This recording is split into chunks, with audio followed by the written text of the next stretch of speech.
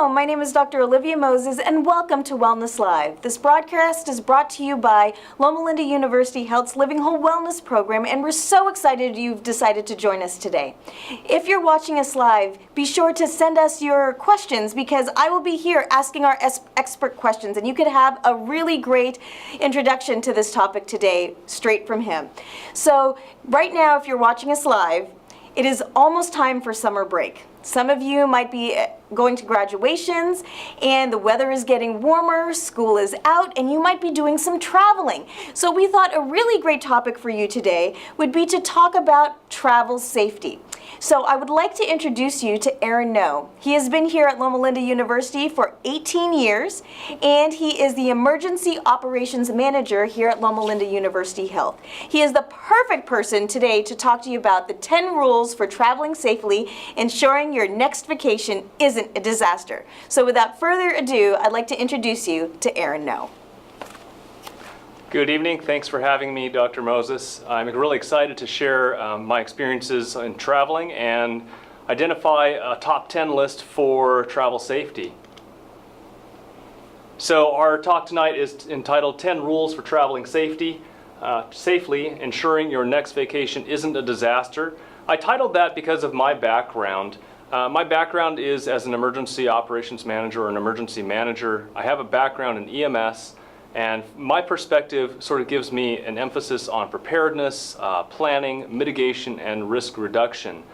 And because of that, I can't really claim that I'm an expert when it comes to travel, but I married an avid traveler. And so growing up, I actually have a lot of my earliest memories are of taking road trips out to national parks throughout the United States. And then as a young adult and an adult, I've driven across the United States many, many times, both from east to west, west to east, and north and south. Visited every state except for North Dakota and Michigan. So those are on my two must-see list, although I'm not sure exactly what there is in North Dakota. So we'll see what happens there.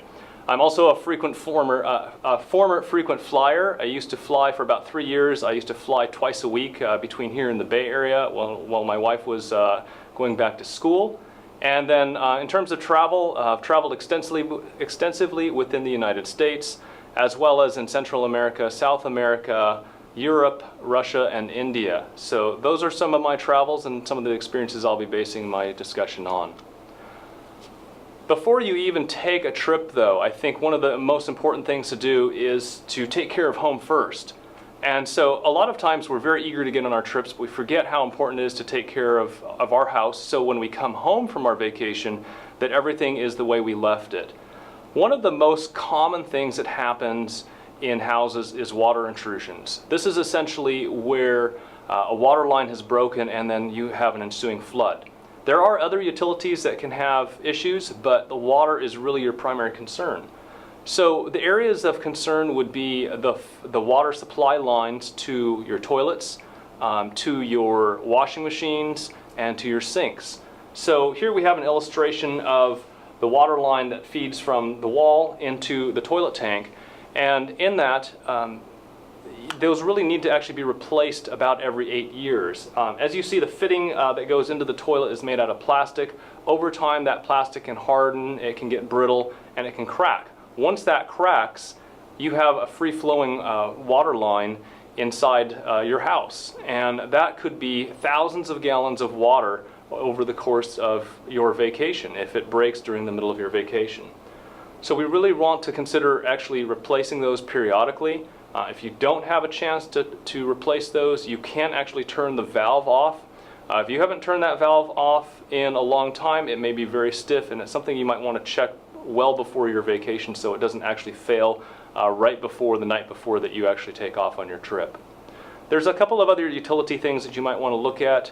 Electricity can have some variations. You might have a surge or you might have a brownout.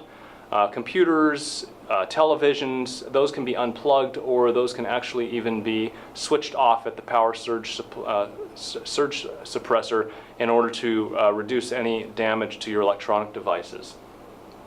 When we look at other services, though, we look at mail service, we look at people who subscribe to newspapers, Or perhaps if you're like me, you're trying to order something at the last minute for your trip on Amazon and you're hoping it gets there in 1 or 2 days. We want to be careful about what we have being delivered to our houses while we're gone, simply because packages that are left on our front porch are an invitation for theft or also an indication that somebody isn't home. Mail service can also or should be either suspended or picked up by somebody who can watch your house, a neighbor, or perhaps a house sitter.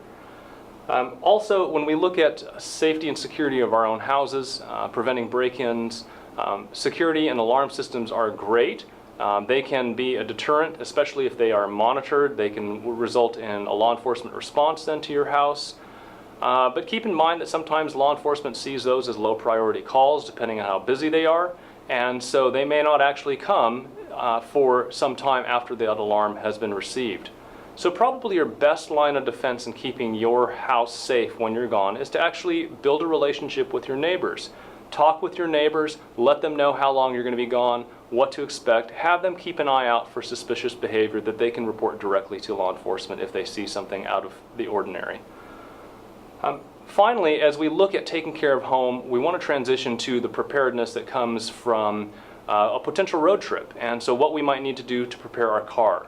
So in addition to looking at some of the basics in terms of your maintenance on your vehicle, such as checking your oil and your other essential fluids, looking at the condition of your hoses and belts, we definitely want to take the time to check the air pressure in our tires. As the seasons change, as the temperatures change around us, tire pressure can vary in vehicles, and it may either be too high or too low. We want it to be right at the manufacturer's specifications, and that will give us the optimum safety for a road trip, particularly when we have a fully loaded vehicle with people and luggage and other equipment. So checking your tires, which over the course of the lifespan of a tire, those tires will rotate in excess of 30 million times. So that's something that takes a lot of abuse and something that you'll want to make sure that you don't have the risk of a blowout. Other things that we can do as we prepare our car, we can make sure that we have some basic supplies in there. Some food, some water, some blankets, comfortable shoes for everybody in case you had to get out of the vehicle and walk for a distance. And then also looking at making sure that we have the proper insurance for our vehicle, that we've reviewed those coverages, and also even checked on roadside assistance. How far, if you do have roadside assistance, how far will that tow you? Will it tow you 7 miles or will it tow you 50 or 100 miles? So what are the limitations of that, and does that fit with your trip that you're taking? So as we move into our next item, our top 10 list, our second one is to research the requirements and plan ahead. So we have a little acronym here, or a mnemonic, and it's travel safe, and those are our top 10 items that we're going to be covering today. Research requirements and plan ahead means to really understand where you're going and what you're going to be getting into. There's so much information now on the internet that you can find, almost too much information, but it's important to go ahead and to do your research on your trip. Learn about the country that you're going to be visiting. What are the variations in temperature? If it's a domestic trip, if it's just out of state, what are the temperatures there during that time of year? What do you expect? Are there any special conditions that you might need to be aware of? Traffic hazards, traffic conditions, festivals that might be occurring that would result in a lot more people or traffic than usual. So we want to research as much of that as we can. We also want to look at where we're going to be staying. So we want to look at our hotels and the reviews that they have. We want to find a safe place and determine how you're going to be getting from one place to another. Those are your transportation issues. So those are some of the basics that we always take into account when we plan a trip. But then let's take that one step further. So think about the State Department and the information that can provide to you in the event of an international trip. So the State Department can provide a lot of valuable information in terms of travel advisories and when it's safe to travel somewhere, if they've had problems or threats to tourists in those areas.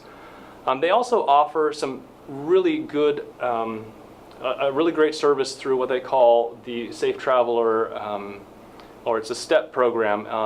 And it's an enrollment program for travelers that they can enroll in before you go on your trip to that other country.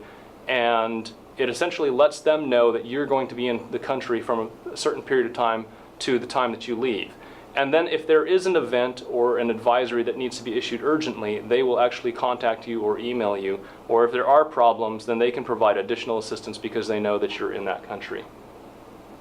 One of the other things to keep in mind is health information. So the Centers for Disease Control has a lot of information on their website. So if you're planning a cruise trip, they actually have information on and a rating for every cruise line and cruise ship. So you can actually see how your cruise ship that you might be considering taking a cruise on performed when it comes to key areas such as the public health, in terms of their sanitation systems, their food safety programs, their general safety and well-being of their passengers on a day-to-day basis as well. In addition to information about, say, cruises, you can actually also get information about what vaccinations you might need or medications you might need to travel safely in that country. So you can pick the country that you're going to be traveling into and then look at the diseases that are endemic to that area and get expert advice from the Centers for Disease Control on what medications you should have and what vaccinations you might need before you actually go on that trip. One other area that I'd like to point out is different countries have different rules on what medications you can bring in. And so some countries actually don't allow you to possess certain types of narcotic pain medications. They'll actually see that as a prohibited item. You'll actually want to check with your doctor or another physician who's familiar with travel medicine. You can also contact the embassy or the consulate for the country that you'll be visiting and ask about what medications are allowed or prohibited.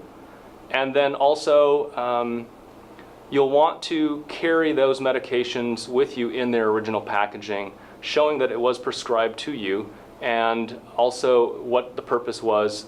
So if you have the prescription with you, that can be very helpful. Or have a letter of authorization from your physician stating that these are prescribed to you, the dose, the frequency, and that this is for personal use.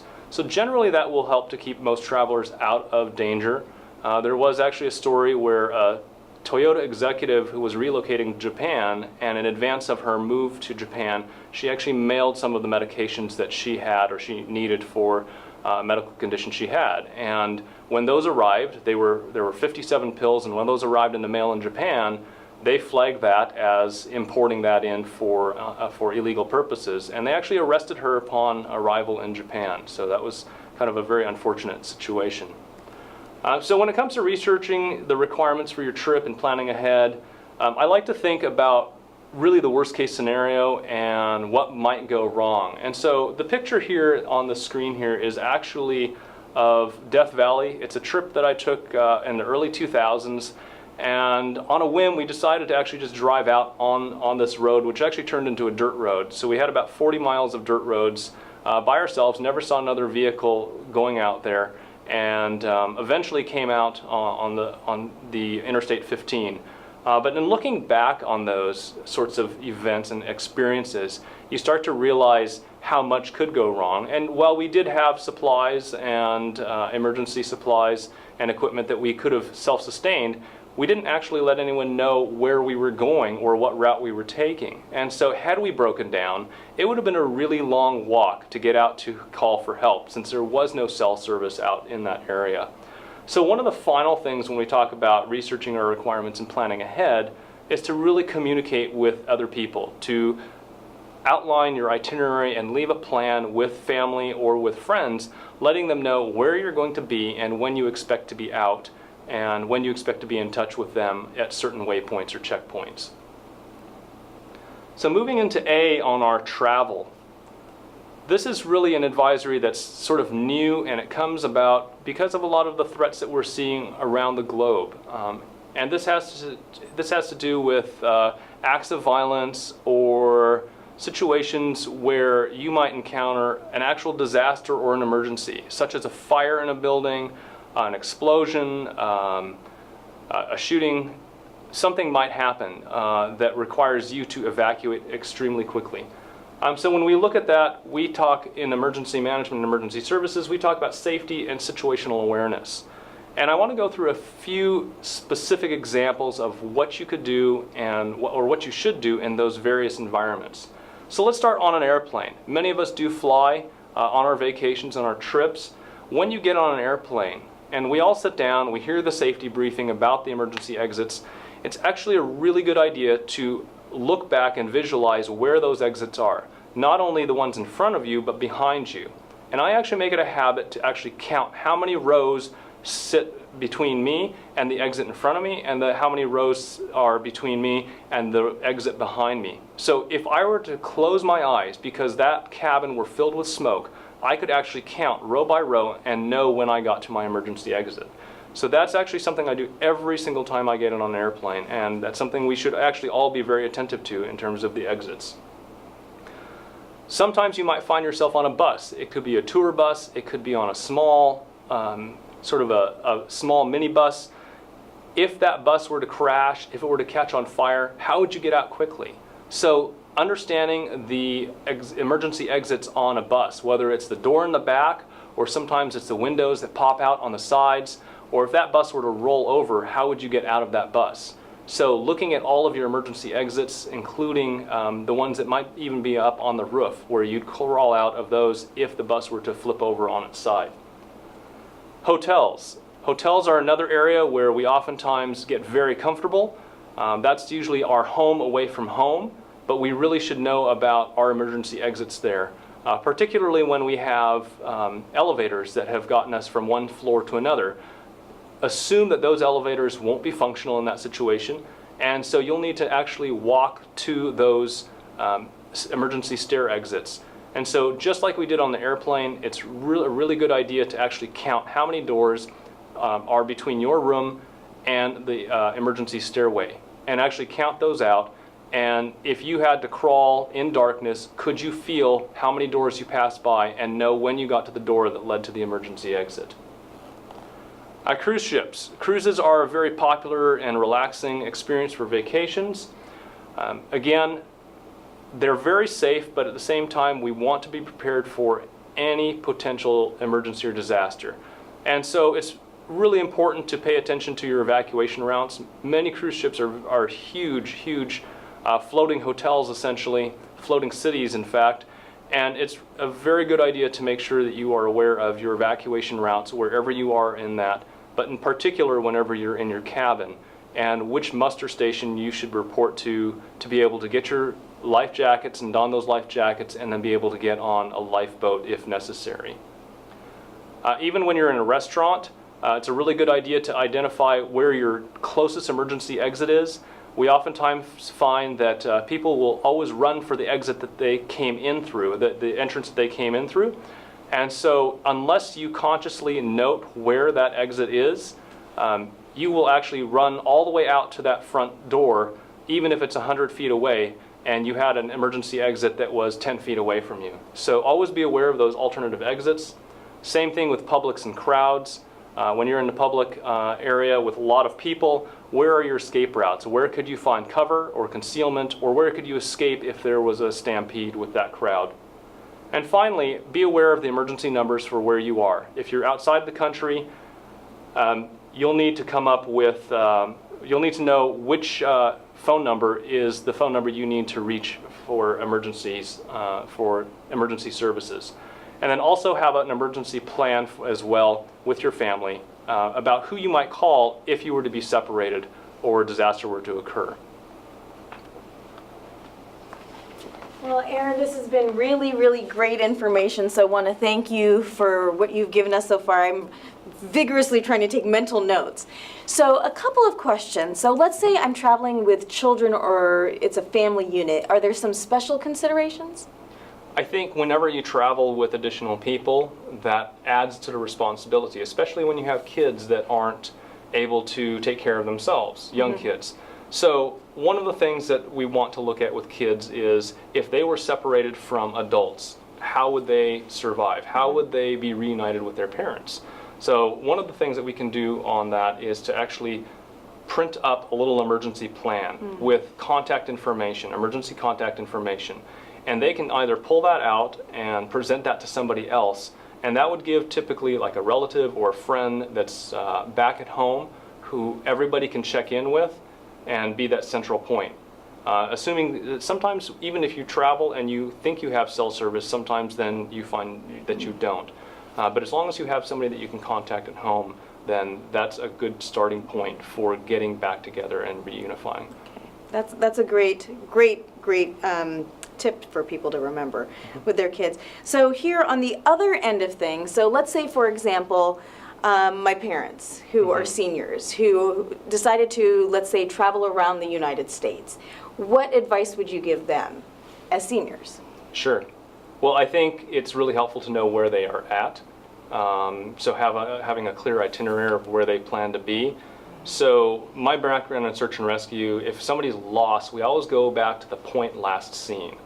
And so sometimes if somebody shows up missing, or if somebody is missing, say your parents were on a vacation, you hadn't heard from them in a few days, we would try to figure out where their last point was. That might be their last check-in with you, it may be the last financial transaction that they might have made on a credit card, but at the same time, if that was stolen, that could be somebody else making those purchases and we don't really know where they are. So really communication is so key to staying safe and you know, sharing your plans with the people around you and not just going off by yourself. Right. Whether it's in a city, whether it's across the country, or whether you're taking a hike in the mountains. Okay.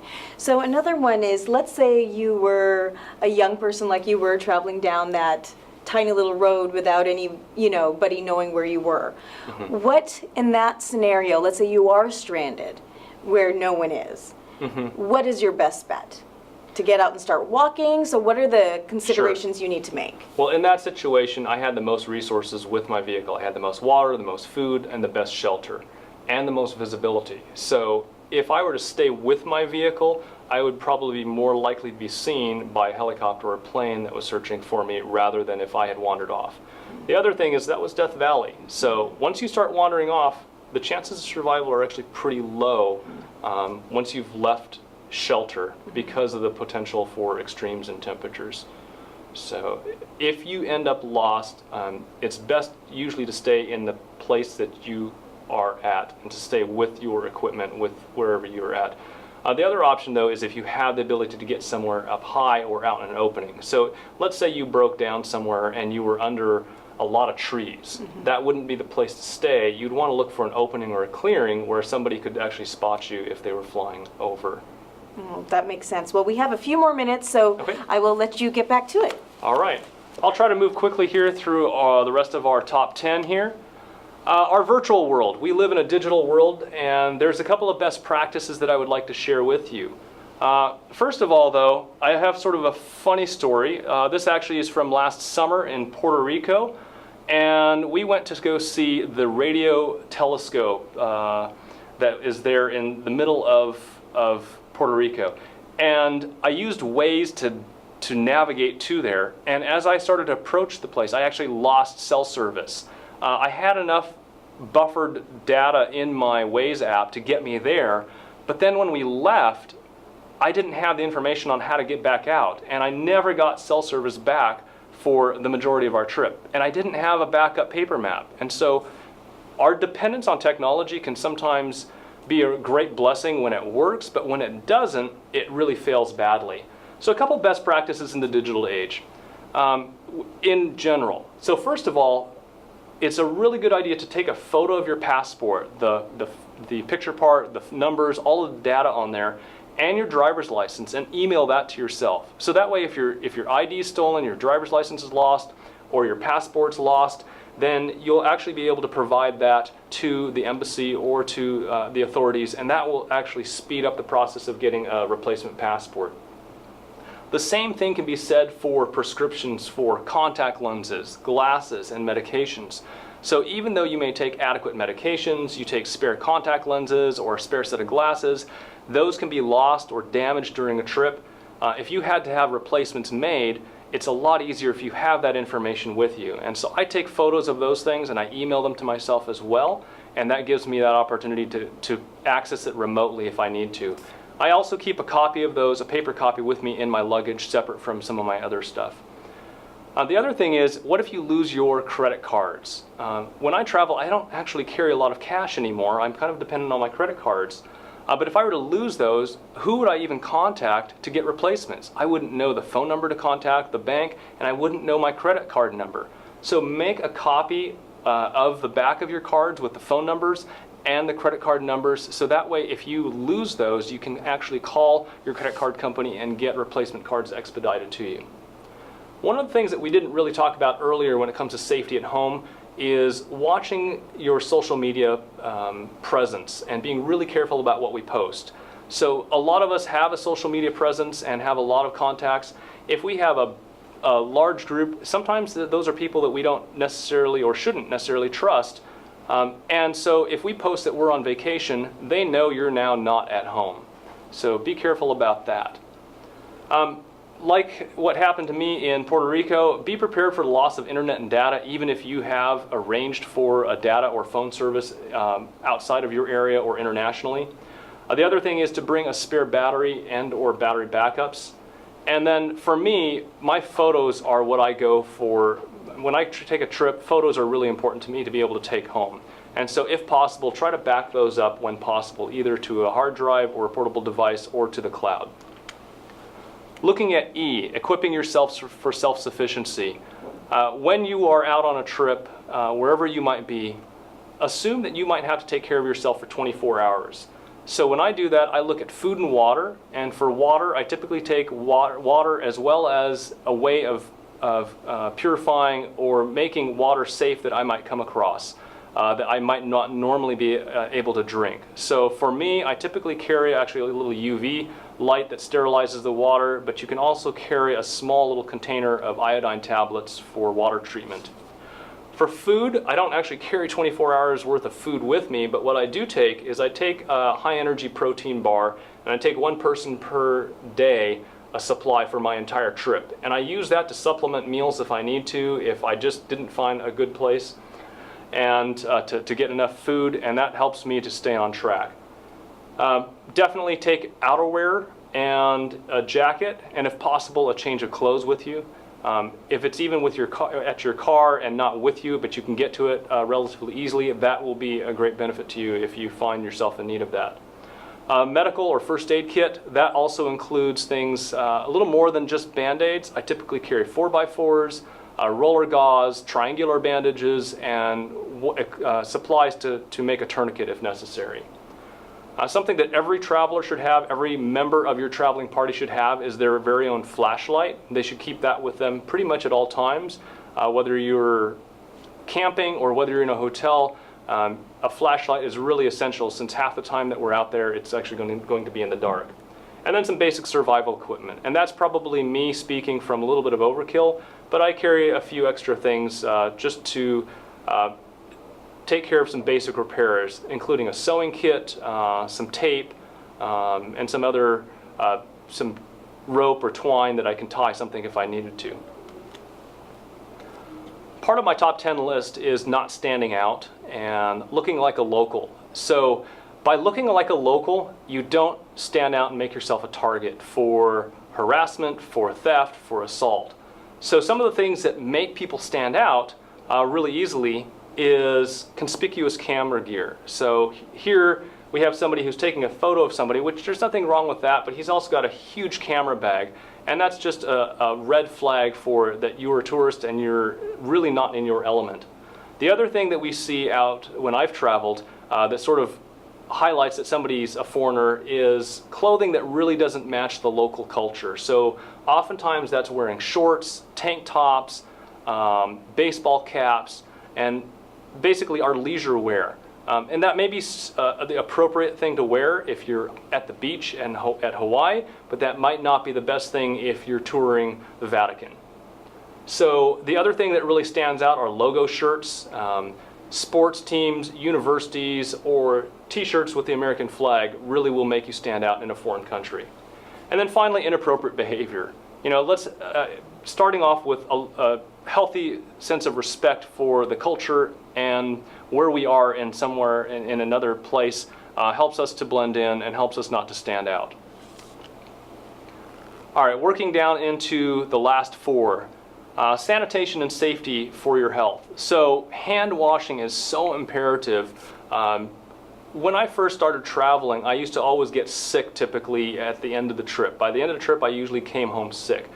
I've gotten a lot better about that because I'm really fastidious about my hand washing and sanitation. So wash really well with soap and water, and then dry your hands. And then I oftentimes will carry hand sanitizer as well to sanitize my hands when I don't have the opportunity to wash. The other thing is to keep in mind basic safety. So seat belts, personal flotation devices, if you're riding on a boat, are essential and key to maintaining your safety. So actually, probably the most risky thing that you can do on a day-to-day basis is drive in your car. That doesn't change when you go to another state or you go to another country. Be aware of safety equipment that might be available in your area. It will look different, it will function different, but if you look at that carefully, you can figure out how that works as well. And then finally, know your limits. When you travel, we sometimes like to push the envelope, try new things, but understanding your physical limits, your emotional and mental limits will help keep you safe. So, the A on safe is adjust your expectations and slow down. So some of the best practices for enjoying a trip is really to take things down a notch and to try to slow down. We tend to move really quickly in our society today. We're very fast-paced. We like to go from one thing to another. But traveling should really be an exercise in patience and an opportunity to slow down and see other cultures, other ways of life, and to just relax a little bit. We can do that by arriving early to the airport, arriving early to other places so we aren't feeling rushed, giving ourselves extra time for travel because things don't move as quickly as they do here in many other countries. The other thing is to get enough rest, sleep, and to eat healthfully. So sometimes when we see people getting into accidents, it's because they're rushing, it's because they're in a hurry, they're being careless, they're also in unfamiliar settings. When we get enough rest and sleep and we are eating healthfully, we're ideal for staying safe. By doing that, we also open ourselves up to enjoying the company of others and really getting to know the people that we're traveling with or the countries that we're visiting and the people that reside there. Food and water. Be selective, and that will help you for the win. Now, when I traveled to India 2 years ago, it was really tempting to eat whatever I wanted to eat there. But pretty much every friend or family member that's been to India has essentially had a GI issue while they were there because of what they ate. So we were really careful about what we ate and always stuck with what was cooked and baked, and then fruit that we did eat was prepared in front of us and had hard rinds and was cut in front of us and prepared there. So we stayed away from basically all the other fresh fruits and vegetables, which was really hard to do in a place that had a lot of great fruits and vegetables. Water is really important to make sure it's safe as well. You'll want to make sure that if they say it's not potable water, don't drink that water unless you've treated it or boiled it. So here on my last trip to Peru last summer, they actually boiled the water for us, but we had to make sure to get it out of those containers. And finally, if you know that the food's safe to eat, then definitely enjoy it. And finally, expect that some things will go wrong. So I know the saying goes, hope for the best and prepare for the worst. And this is sort of my way of addressing that. And something that I didn't realize when I was younger was that our insurance, our health insurance, sometimes doesn't actually cover us when we're outside the country. It certainly does not cover getting you back into the country from a foreign country. So that repatriation back into this country by air ambulance or whatever means it takes is not covered. And so having travel insurance, particularly the medical coverage and the medical evacuation, is key to staying safe. So I want to thank you for listening to my top 10. I hope you have fun, and remember that traveling is about the journey. Thank you so much, Aaron. You have given us so much to do now for our travels this summer. Just quickly for the last minute, do you have any last minute advice for people who are looking at our world and the things that are happening in it, and they're getting scared to leave their house even? Sure. So what are some final words for them? Okay, so you know what, that's a great question, and it's so funny because just before I came in here, I was looking at my phone and looking at some postings on Facebook, and somebody had an infographic about what kills you. And when we look at the reality of things, the relative risk of some sort of act of violence or war or terrorism affecting us is so extremely low.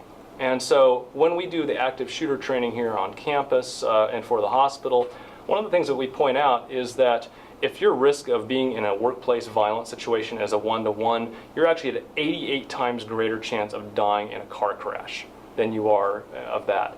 And you're actually well over 100 times more likely to die from suicide or a drug overdose, oftentimes a prescription drug overdose, an unintentional drug overdose. So when we look at the relative risk of traveling, it is still very safe, and by taking some extra steps to prepare and to plan ahead, that increases your safety even more. And it's really a chance to really just go out and enjoy the world that we have and to learn about it. Okay, So. perfect. Thank you again for your time today, and thank you for joining us here at Wellness Live. If you liked this presentation and want to see more, we have all of our presentations on demand on our website, so we ask that you join us again, either live or on demand. My name is Dr. Olivia Moses, and thank you for joining us.